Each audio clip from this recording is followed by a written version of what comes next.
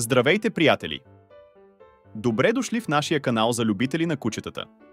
Ако и вие не можете да устоите на магията на кучешките лапички и муцуни, тогава сте на правилното място.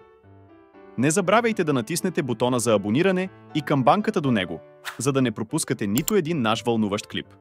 Днес ще ви разкажем за един изключително интересен факт. Колко бързо могат да тичат кучетата и коя е най-бързата порода. Нека започваме!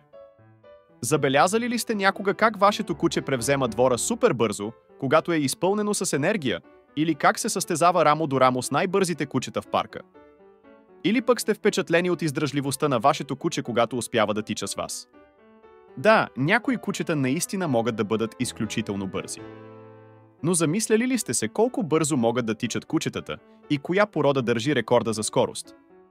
Скоростта, с която куче може да тича, най-вече зависи от неговата порода. Според Американския клуб на кинолозите, кучето от породата Пемброк Уелш Корги може да достигне скорости от 40 км/ч, което е по-бързо дори от рекорда на Усейн Болт на 100 метра за 9,58 секунди, което се равнява на 37 км/ч.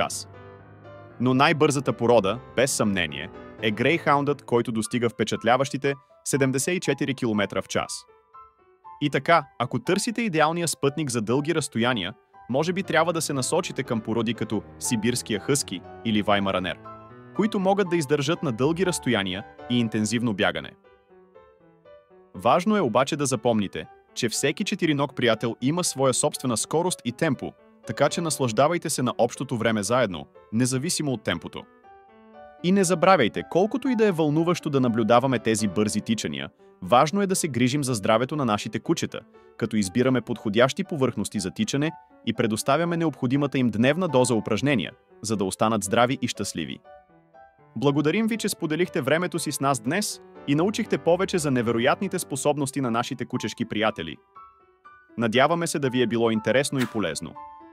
Не забравяйте да абонирате за нашия канал, ако все още не сте го направили, за да не пропускате още вълнуващи истории и съвети за вашия четириног приятел.